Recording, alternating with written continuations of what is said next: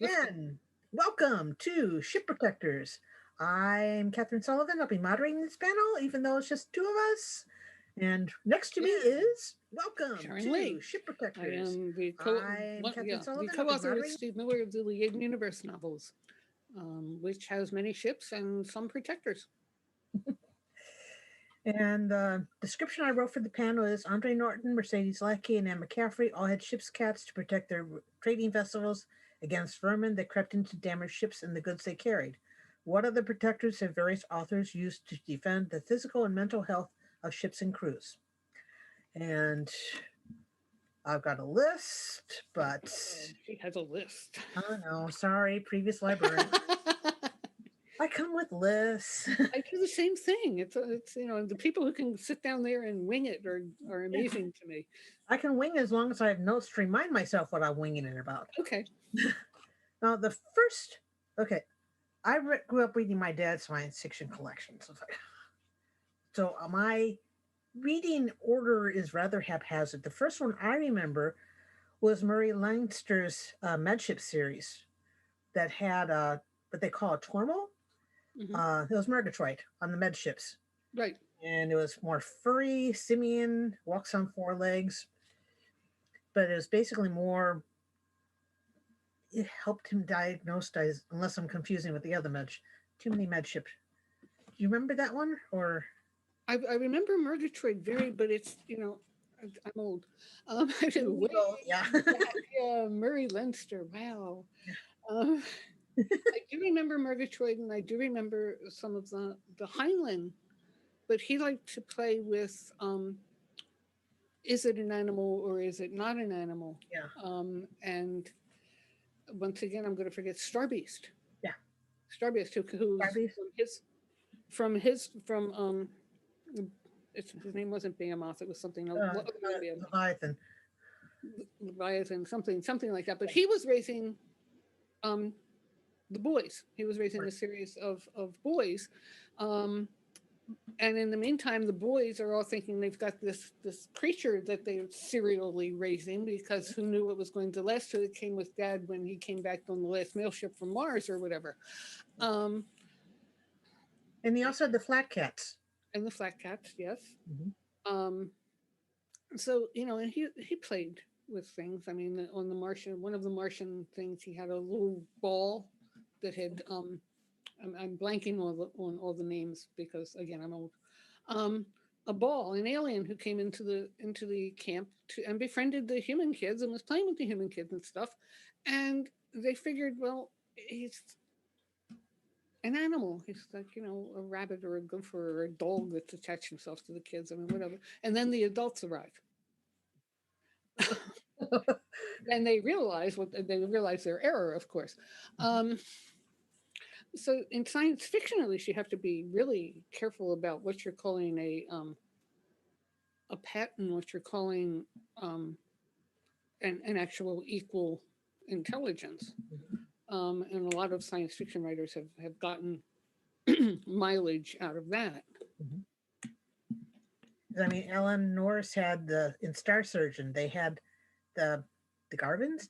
They had a little small ball of protoplasm that he called fuzzy. It was more pink fuzz, and it Mm-hmm. helped him again as a Like star. a diagnostic tool. Right. Mm-hmm. Okay. And then do you have a diagnostic tool or do you have a colleague? Yeah. Exactly. And Andre Norton had several stories with space, the ship cats. Yeah. Yep. And all cats are gray. That particular short story where the woman was colorblind as well as the cat, but they could see in the frequency that this thing that kept devouring ships. Operated on, yes. Yeah. Um, and then again, another colleague. And you mentioned while we were trying to figure out our equipment here, um, the game of Rat and Dragon. Mm-hmm. Um, Wilder Smith. yeah. And are the cats colleagues? Yes, the cats are colleagues. They are Mm-hmm. not pets. They're protectors. Yeah. Um, and the poor nurse making a play for one of for me. Well, yeah. I mean, because we can join minds and we can do this together. You and I can go and have a cup of coffee and so For what? me, well, yeah. Yeah. And then she also teamed up with Dorothy Madley to write Starcat, but they were more alien cats rather than actually protecting the ships. They were an alien species, I think. Yeah. Um, And James White had a short story where they really weren't. It was called The Conspirators, where you had cat, mice, a canary, and guinea pigs all becoming telepathic. And then as the story progressed, the humans finally became telepathic. But the cat thought that they were trying to protect, because these were supposedly test subjects to be dropped on the planet. mm-hmm. And all of those were really great at 0G, except for the guinea pigs. Guinea pigs are not good at any G. I used to have a guinea pig. Boy, poor thing. Going down the list, Mercedes Lackey had a series of short stories with the ship cats. Right. And those were basically modified cats. So they had like raccoon-like hands. Mm-hmm. Really good at 0G because they're middle era modified. And they knew how to use the facilities. Excellent. Okay. Now, giving cats hands is one of those. Yeah. We wanted to do that mixed blessing, or no, double-edged sword. That was what it would be. Giving cats hands, and Andre Norton did a series of those too. I'm sorry that I'm blanking on titles at this point. It's a post-apocalyptic story where the cats have been. Oh, was the Cat's cats have been. or Starman's Son? I'm blanking too. Yeah, you're blanking too, but they get into a control room and they're looking at all they can manipulate things with their paws, but they're looking at all these things that have been built for hands and trying to figure out what kind of creature would have operated these things. And I'm thinking it's Andre Norton, but I don't, again. And titles. Yeah. And then also with Anne McCaffrey had a series of the Burrow Cats. I'm probably mispronouncing it. Barque cats. Brock cats, right? Yeah, with Elizabeth Ann Scarborough. Right. Well, Decision at Duna. Oh, yeah, that's another one too. Yeah, there you go. But the Burrow Cats were basically more companions on ships. Okay. Where they were trained to find oxygen links and they're telepathic. Wow. And then recently, Greg Van Eekholt wrote Voyage of the Dogs, where they had Barkanauts, where they're specially trained dogs. They carry tool belts. One's an engineer, one is excellent sniffing out electric problems. Another one is a corgi who works in engineering due to his high intelligence. And Daisy, a Great Dane puppy whose strength is used in moving gear and will help with the construction planet side. Now, Great Danes are really, they're strong, but boy, they're fragile beings, but genetically modified. So if you're going to genetically modify, how hard is it to make their bones heavier or make them a little sturdier? Yeah, while you're in there. Yeah. Tom Easton had a whole bunch of short stories that he wrote about animals that had been genetically modified to be like a Mack truck. So they took a bulldog and they created an organic carrying system. It was very weird. And then, of course, Greg Bear with the Uplift, Uplift people, which is sort of off topic, but excuse me, cat. Thank you. Somebody's coming for attention. No, he was snoring. I'm like, I can't think. Stop. And then we get to the Dayton universe. We have Norbears. We do have Norbears. We have Norbears. Norbears are tangentially the fault of Aluki Beshahar, who for a while was keeping Rosemary H. Hill, many people might know her as, who for a while was keeping Prince Edward Spaniels, which are little dogs with fluffy ears. And when she was explaining that she was adopting these dogs and caring for rejected spaniels, as it were, as a rescue, I said, well, do they hunt? And she said, no. I said, well, do they guard? Well, no, not exactly. Well, what is the purpose of this dog? I said to her, and she said, the purpose of this dog is to have powerful friends. And so we come to the Norbears, which are tiny little empaths, little furry creatures.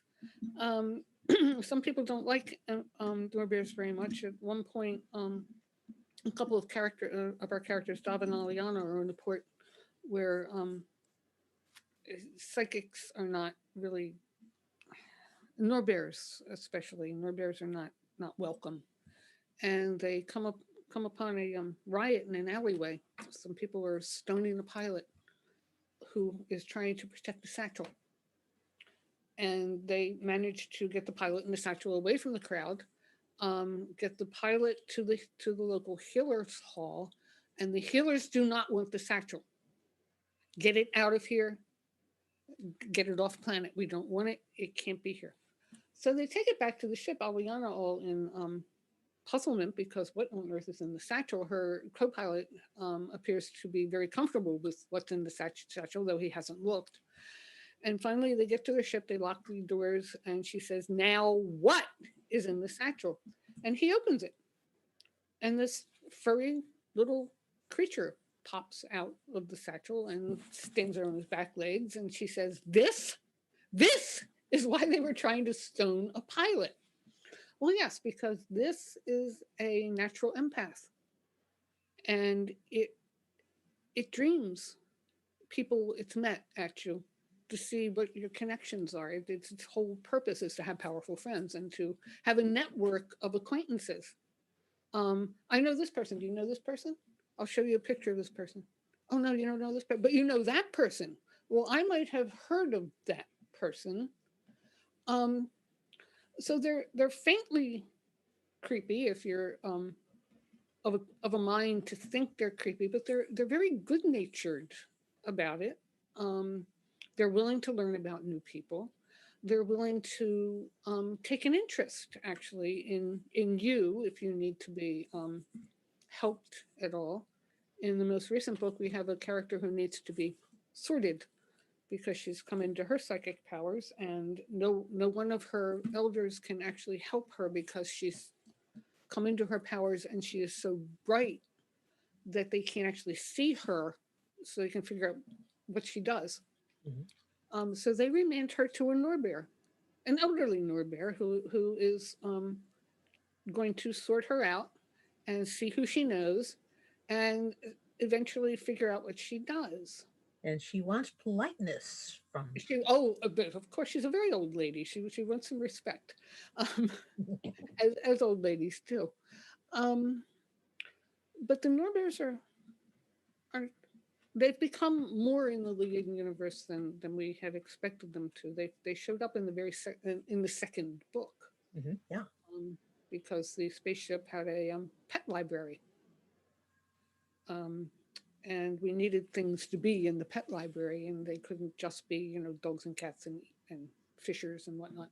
Um, so we made up Norbears, um, and at the first they the principal character speaks to the Norbear, and it's like she's pretending that the Norbear is talking back to her. And as they went on, they evolved as no, it's not they're pretending to. She's pretending to talk. The Norbear is actually communicating with her. So that was an interesting evolution of a character of a what's become a mainstay of the series, that we didn't plan. And because of their abilities, I remember one scene where they protected against a mental attack. Yes, they protected against an actual attack and a mental attack. At one point, they see that two characters are misunderstanding something. A very large soldier is wanting to have a private conversation with a much smaller crew member, and there is a Norbear with her because the Norbear travels around. She's in the garden. Norbears are very interested in their greens, so he's in the garden with her, and she's talking to him, and the large person comes in and startles her, and the Norbear roars and throws up a picture of a mental picture of a very large, toothy thing, and the large soldier faints. Okay, mission accomplished. He's like, and the other person is like, the crew member is like, I didn't know they could do that. Um, well, necessity is. Yes. Um, and at one point, yes, they and the tree, another ship protector in this case, Mhm. um, join forces to turn aside what is a mental attack from some old robots, let us call them, some old AIs who are trying to take over a ship. And we didn't know they could do that either. Necessity. Mm. And then you did have a sprout of the tree or traveling on a ship A that, seedling, yes. that basically was also protecting the ship against attack. Yeah, trees are, in the Legion universe, we have the tree. The tree is a sentient tree. It fought off an enemy in the old universe. It fought for a planet, and it fought the enemy to its knees. And there was one tiny little tree left by the time it was rescued by a soldier. Um, the tree has lived a very, very long time, and right now it is planted in Clan Corval's backyard on Tribleak. Um, but it now apparently feels it's in a place where it can produce more trees, which is its own scary thing right there. But in the old universe, before it defeated the enemy entirely, it gave one of its seedlings to act as a decoy for the enemy. They put the tree in a ship, sent the ship out that way, with the tree going to all who could hear it, and they went that way for just enough time to let the major force of people who were escaping a dangerous situation to actually get into orbit and put in their flight plans and leave. Mhm. But we didn't know that tree had survived until a couple books ago. Funny how these ideas just spring up. Yeah, well, they happen, and they're so logical once they do happen. It's like, yeah, we can do that. And with all the background that both of you and I know with Andre Norton and Anne McCaffrey, Mercedes Lackey, about how important cats are to ships, I was kind of surprised to find one of your ships don't like cats or doesn't think the cat should be on the ship. Well, there's a there's a dichotomy here. In the Legion universe, we have the Legions, obviously, and then we have Terrans, and Terrans have been in ships for a long time, trade ships and whatnot, and they do it a little differently than Legions do it. They tend towards smaller ships. The Dutiful Passage is quite a large ship, and it takes pods, which makes it even larger. Um, the Terrans run family ships, might have 6 people running a ship. Um, so on a small ship, the Terrans keep cats on their ships.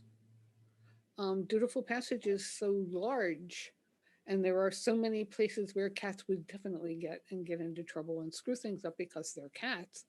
The wisdom of the Liaidens has been not to have cats on ships. So it's very nearly a society thing, and we have gotten several questions about the last book where Patty is explaining that there are no cats on this spaceship because cats just get in everywhere, and which is true. And then we mentioned that the Denoblis, the Carson Denoblis, have cats, and alert readers have gone, well, wait, why? Different Because societies. Terrans have cats, the Liaidens don't. Uh, because of ship culture, that's why. Uh, Because you're one ship, yeah, I'm going to mess up the name, okay. um, allowed these cats from another universe to come on, Yeah. and but he still seemed kind of doubtful about them. The one cat came lucky when they jumped, and that was because our mean terrible pirate heroine couldn't kill a cat. So, that's my cat now, and they were leaving, so the cat comes. Hmm. Um, and there was some. Lucky had been used in Schrodinger experiments. Ah, The person who had, and he was one of a line of cats that will put in a box and will hit it with a ray gun or something. Is the cat dead or is the cat alive? Open the box, ta da! But Lucky apparently survived this experiment, so therefore his name, and also a really good reason to come on a spaceship, which is undertaking a really, really risky jump on untested equations. So we don't even know how much Lucky protected the ship on that jump. good point. But usually, no, the Aidens do not have cats on ships. They have Norbears Yeah, and pie dogs and snakes because Nora likes snakes. Uh, Kenrick likes snakes, yes. because you never quite know. So I mean, a lot of the science fiction, like I was mentioning before when we were talking, it's like, okay, so um, the Barkanauts and David Weber. So a lot of the other science fiction I've been reading, except for those particular ones, they don't usually mention anything other than humans on ships. So what do you think it says about either the society that's been creative or the universe that's been creative as to how they, what type of partners do they have on the ships? Well, from a simpler time, Yeah. um, and at this point we are from a simpler time. We were more. We had dogs. We had cats. Harking back to our panel before, and cats, as we have come to find, are or come to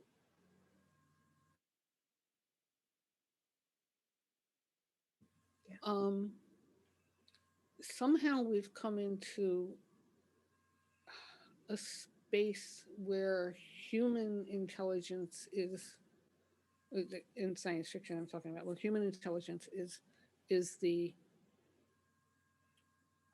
it sounds stupid to say this because of how people are. Human intelligence is the be all and end all. Human intelligence is where is the pinnacle. That we have no need of what creatures, cats, dogs, cat, birds, can bring us.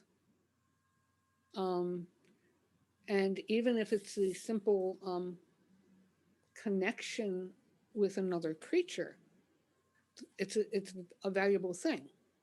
And I don't think it should be denigrated, but somehow it's become. I hate to think that there are so many people out there who don't have pets.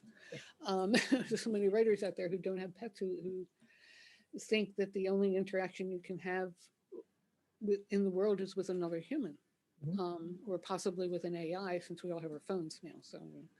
Um, so I'm a little puzzled um, by the lack of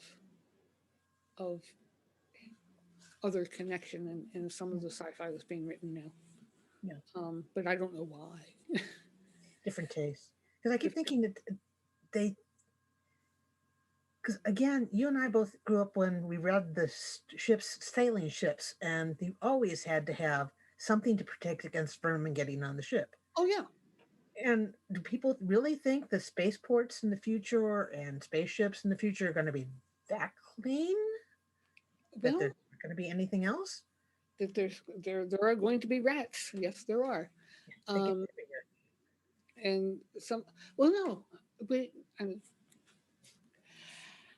I wrote another series of books called the Carousel books, and they're based in real life, on the seaside of Maine, and based on a town called Old Orchard Beach. And down from Old Orchard Beach is another town, um, Camp Ellis, which is in a very precarious situation. And Camp Ellis figured into one of the books. In real life, in Camp Ellis, there was a restaurant, and the restaurant had cats. The cats gathered, and it was Camp Ellis is also a working fishing port, a working fishing harbor. Um, and some people moved in from away, and they noticed that there were cats everywhere, and cats doing cat things everywhere. And they had bought this very expensive piece of land right on the ocean, and they wanted to get rid of the cats. Ooh. And the town rose up and said, if we get rid of the cats, then there will be rats. And apparently, rats were completely outside of these people's understanding. Oh man. Um, and so they moved the cats. And then there were rats, and the people moved. And now they're cats again. So it's possible that some people don't think of rats. I grew up in the city, we had rats. Um, it was unfortunate, but rats are, and other vermin are. And you do need protection from those sorts of creatures. Not all creatures are good creatures. Um, Because I live in an old house. This is Nona from the 1860s, and mice get in. Mice And getting, yes. We lived out in the country and, field mice. Hey, why should we winter out here? Oh, because there's three cats in there. Do you know what happened to Bob? So, um, so yes, there are necessities that maybe people don't like to think about. Um, I'm I'm looking at my notes and going, Cloud's Rider. Do you remember Cloud's Rider with CJ Cherry? oh, yeah, yes, mm-hmm, It was a whole planet full of empathic animals, mm-hmm, um, or telepathic animals. Most of them not good. yep, Most of them wanted to eat you, except for the horses. mm-hmm, And the horses were not necessarily protectors, but they thought humans were interesting. Um, and so they allowed themselves to become partners. And they protected their human riders from the bad creatures, mostly. Um, and you would be privy through the book. She was supposed to have done three of them. She only did two, I think. Cloud's Rider is the first one.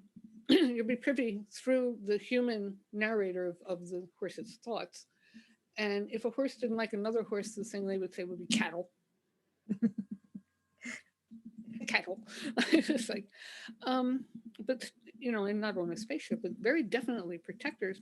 But from purely selfish means, they humans were very interesting to them, and they didn't want to lose them, so they protected them mostly, unless something more interesting came along.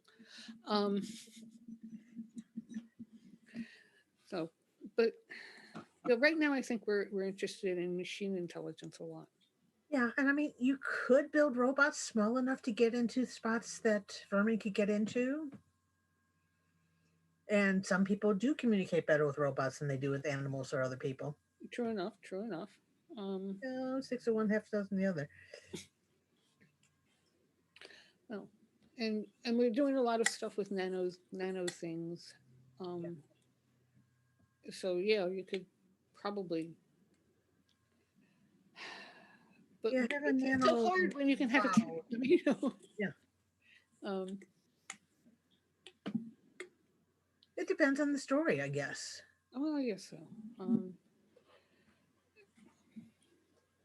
So I mean, there's I still remember a series about I think the first book was called Lab Rat, where the humans on the space center had intelligent rats, and the rat actually learned how to type on the Wi-Fi, and it was sending messages to a very lonely little boy. It's like, and but it was a lab rat. Okay. It Well, was it was a cute series. I missed that one. I remember the Rats of Nim. Uh, speaking of rats, and Archie and the Huggable, of course. But How people would react to them on a ship? Would they try to kill them before they realize their intelligence? Like, again, it depends on the story. well, yes, and that's true, and it also depends on what the rat chooses to do. Um, if and here we go, where we can create a story. Does the rat choose to align with the people? We had a cat. We had a cat named Scrabble. Scrabble had wandered in her kitten days, and she was picked up by the juvies and taken to the animal shelter. And she learned she learned a lexicon. She learned to very deliberately smile at people by blinking her eyes. She would set herself up. She would smile. She would very deliberately lay down and show the belly. She would, and it was all learned. I mean, you could tell Mhm. that this was something she had deliberately learned in order to make her life more comfortable. And this is how she ensnared Steve, because Juby put her on work study on in a pet store that we went to. Ah. She saw Steve come in and she went, "This is my mark."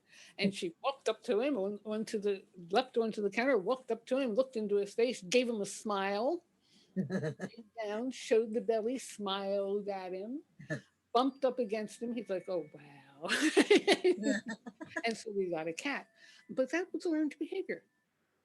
Speaking to your point of the rats, if the rats can show that they're useful, Mhm. being able to communicate. I mean, and even in real life, rats are lots tougher than we are. Yeah. There are things that they could undertake for us in a partnership that might be useful to both sides. Because I think it's either rats or mice they've trained to detect landmines. Oh, really? I hadn't heard Yeah.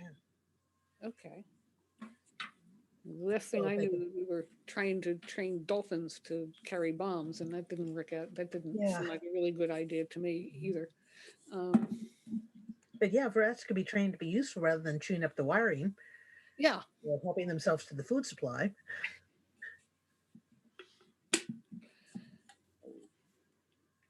Yeah. When you start talking about genetic modifications, do you want to have rats to have actual hands or? oh yes, cats are Mhm. bad enough. Rats bad. Well, and Corn Raider Smith, Yeah. the cat girls and the people who had been elevated to Mhm. humans, to subhuman status so that they could serve mankind better. Um, And MC Hargett, Hogarth, who's got the pelted universe where animals or people have been modified to be more animal like, but that's right. And oh, there was another one. Damn, I'm bad on titles today. it's morning. Um, no coffee. Um, Greg Bear, maybe it was Greg Bear, had decided that humans could be genetically modified by being able to pick attributes of animals that would actually help them in their job. And our viewpoint, or one of our viewpoints, I think it was a multi-viewpoint um, book, was of a policewoman who had decided that having a dolphin's skin Mm. um, would really assist her in the kind of investigations she did. And that became a point in the story, a plot point in the story, because of course, if you have a dolphin skin, you have to make sure it gets its water. Yeah. You can't just be riding it out in the desert um, for hours at a time. Mhm. On the other hand, made it made her less vulnerable to projectiles um, other problems that beset human skin. So it was seen as a trade off. And several of the characters in the book had chosen interesting modifications to animal modifications to help them carry on as humans. Um, so it was an interesting take. And again, it's going to depend too at what type of ships are we talking about? Are we talking about ones that actually will land on planets, in which case they pick up vermin? Are they ones who basically be just docking the space station, in which case what comes up and Space lands on the stations space station? wouldn't have vermin. I mean, you've got people, right? And so so you've got to think, of ecosystems Mhm. and chains of food chains, what we would call them here, and in terms of the kinds of you do have to think of the kinds of things that are valuable to humans, because humans are at the actual center of, if we're building spaceships and we're going places, and these are the kinds of things we need to have in order to do that. It's a question of picking your allies, however. If you want to only depend on your technology, or if you want to depend on allies that are more flexible and who can maybe get into the machinery occasionally and muck something up. Um, And we have some nice comments about the Dayton universe in the chat, and unfortunately, my window's suddenly popping up with something else. I need to move up. So we have one of my favorite things about the Dayton universe is the pet libraries. That was Pat. And why are these other things popping up? Somebody else likes the turtles a lot. And I'm sorry for summarizing it wrong, but my screen is suddenly showing all sorts of things. That was Christine saying, I love the turtles. Love, love, love. Okay. Yes, but the turtles aren't pets by any means. No. Anyway, Star Trek Enterprise had Captain Archer's dog Portos. Oh, Portos. Who would name a dog Portos? Three Musketeers fan? Three Musketeers, yes, and the Three Musketeers freak. Okay. And Pat is commenting, I tend to think that back in our deep past, while we were turning wolf ancestors into dogs that wanted to be with us, we were also breeding ourselves into humans who wanted to be with dogs. Well, yeah. Or other animals. It should be a partnership, dogs, but again, civilization, and it was a partnership with dogs in the beginning, but civilization has changed many balances. I don't need my dog to hunt anymore. Yeah. I need my dog to be a companion. I might need my dog to, if I'm deaf, hear the doorbell for me, or do other things for me as the therapy dogs do. Mm-hmm. But the necessities and the jobs we ask dogs to do now are different than they had been. But that's an old partnership though, and it's adapted well. Yeah, because we aren't the cats are not as domesticated as dogs are, because cats basically just kind of wandered in one day. The cat said, "Hey, you got something warm to eat? Oh, great! This is cool. Yeah, you want me to work?" And there's a long line of history of cats going into bookstores or whatever, and the next day the owner comes in and there's 3 mice laid up. Look, I'm working. Let me stay. I can do this for you. These guys were eating your books. So cats negotiate for themselves, I think. And dogs have become a package deal.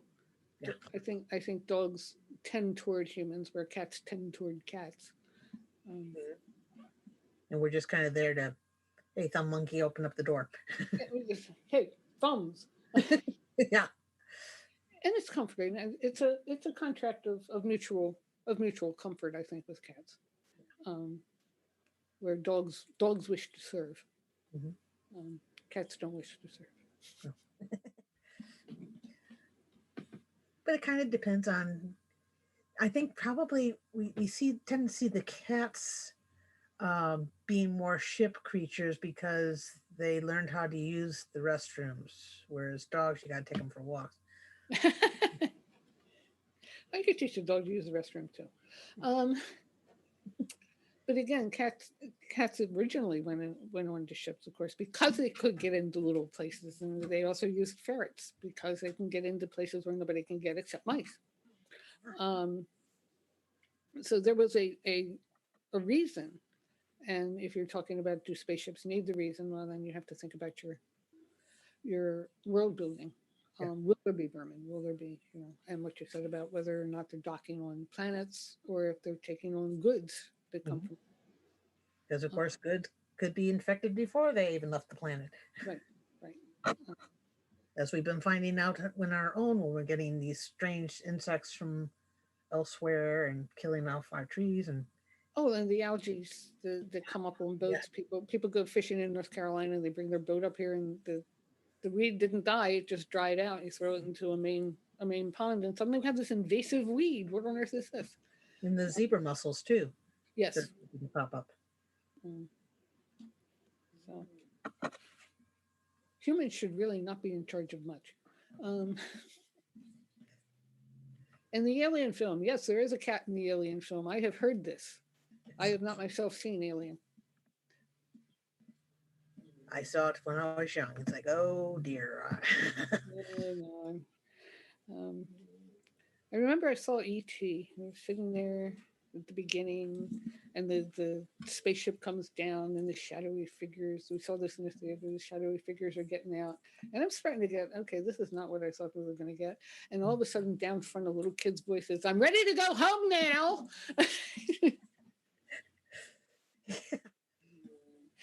Okay. And Christine's also reminding us Data had Spot. Hmm. Not quite sure what Spot made of Data, but And okay, and I have lost again. I know who Data is, but I didn't know he had Spot. Spot was a cat. yes, Okay. without spots at all. It's a Data thing. Okay. But again, we didn't really see Data Spot doing much in Data's quarters rather than just being a cat. Okay. Okay. But Data, I have not seen much. I did see a couple of those. This is what happens when you don't have a television set. But he had been invested in trying to understand humans more and to become therefore more human. Yes. So having a cat makes sense because there's that empathetic link to another creature. Yes. Good thinking, Data. It's like when Spock said, I don't understand the attraction with the purring, and meanwhile he's sitting there stroking the cat that's purring at him. Right, I don't understand the attraction. You don't have to understand it to like it. I mean, Yes. Oh, that was the line. Fortunately, I am not affected as he's sitting there petting the cat. yes, well, Spock did have a ego also. Um, I'm not seeing any other people suggesting other ship protectors at all. So I'm thinking we've covered most of them already. we must have done. Because I mean, most of the ones. I mean, David Weber's Tree Cats. That's the only reason I got into the series is because I wanted to read all the Tree Cat stories. Oh, okay, fair enough. My friend who was trying to get interest me sent me the collection of short stories that focused around the Tree Cats. And Okay. so they basically protected their humans more than the ship. Mm-hmm. You said Well, something in the first, beforehand. You had said something about David Weber and Tree Cats. Did you have?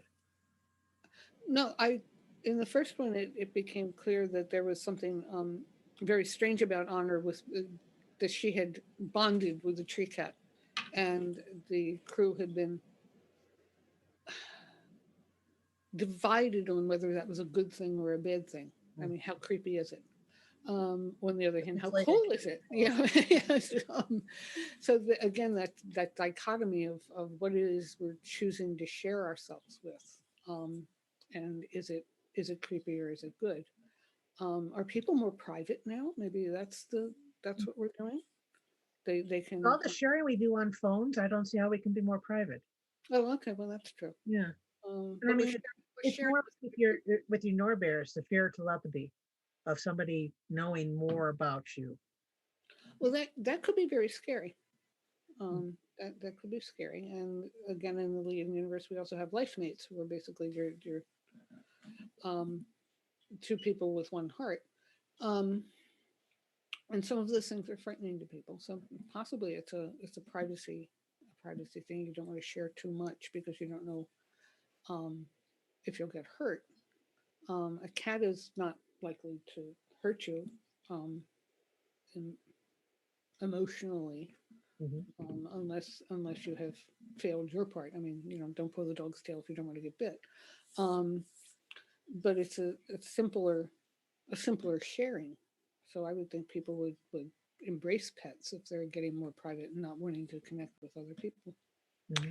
It's a confusing world. Yeah, because I mean, in a lot of the stories, like Andre Norton stories, especially with and Mercedes Lackey's with the Skitty, the ship cats. Mm-hmm. Only one member of the ship was the cat handler, and the other members of the ship may petted the cat, but only one member was basically responsible for it. It's the dog boy. Okay. Yeah, Um, and that was the one. And in the short story collection, um, It turned out the main cat was telepathic, so she bonded with this boy. Okay, that makes, yes, that makes sense. And she, but going back to Andrew Norton, the Moonsinger stories, where with the telepathic animals and being able to link a core with your core with another creature's core. Hmm. Um, that when they were written, they were hopeful. This is what we can do. Hmm. This is who we are. Yeah. Um, which is why they attracted so many people. You know, this is we're better than this. Hmm. Um, than somehow we're better than sometimes we act. Hmm. And humans do tend to, in my experience, adopt things and help things, helpless things. Birds fall out of trees, somebody wants to help it. Um, so Yeah. again, humans are complicated. Hmm. Some are willing to share themselves, and other ones, no, no, puts up that the wall. Yeah. Mm. I mean, even Shaper, he was you're unsure Bleak. He doesn't like to communicate with humans a lot, but man, he's got a lot of cats. Well, of course, he had a lot of cats. He has a farm. You have cats when you have cats, and he has a bond with his cats because he wasn't able to usefully bond with people. He had uh, anxiety issues that did not allow him to meaningfully bond with people. And the cats were a bridge. You try to connect, I think, and Yuli connected. He connected a little too much, perhaps, with the cats, but he's managed to work through a lot of his trust issues, I think, and the cats probably helped keep that bridge open. Um,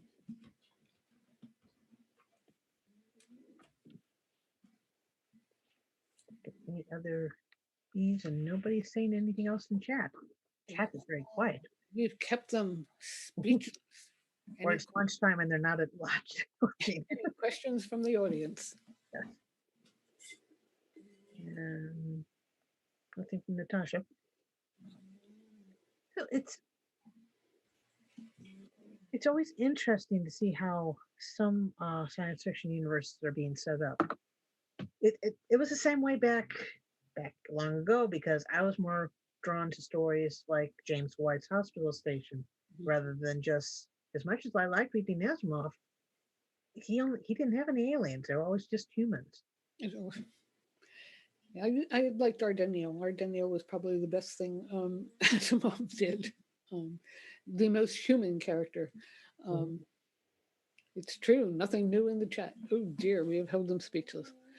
Um, and Asimov did not. I mean, he tried. He did try. The ugly little boy. You remember the ugly little boy? Yes. Hmm.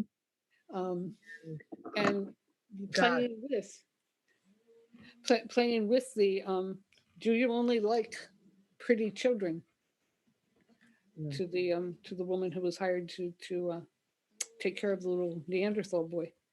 Mm-hmm. And then they decide to turn to they've learned everything they can, so we're going to, and we've run out of grant money and whatnot, so we're going to just send him back after we've already taught him this stuff. Do you only love beautiful children, whatever her name was? And she said, no, I'm going back with him. Mm-hmm. Um, so yes, but he didn't get many of those. He had other ideas. Yeah. Yeah. He did the gods themselves too. Yes, The three self gods. Let's see. So Dave is mentioning the tree helped Yuli too. Yes. yes, the tree meddled. The tree metals. That's what trees are for. They meddle. And Pat is asking, when do you think we will start having cats on our spaceships? Well, I don't know. Maybe we should take one up to the space station and see how it does. Yeah, Um, because we're not quite sure about how they're going to handle zero G or not. weightlessness, and there's a lot of challenges. Cats are pretty smart though. Cats adapt. And then we enter the question of whether it's cruel to introduce them into a completely alien environment, um, and just to see what they'll do. Mm-hmm. Um, so we have some responsibility to be moral and not cruel. Yeah. Yes, there's still probably the memory of what happened with the dog and the apes. Yeah, Mhm. until we're willing to risk more humans on the spaceships. Let's not send the poor cat up by itself. Not by itself, no. Um, let's send the lesser up first. Yeah. Yeah. Excuse me. So far Oh, we have. So we have a visitor. no, no, we have a snoring cat. He's He's snoring he's again. snoring again. Yes. We're They, boring, they trooper. no, they snore like German shepherds. It's incredible. So instead of having a cat soothing you into sleep, you have a cat snoring you. But yeah, he does that when I'm writing too, and I poke him then too.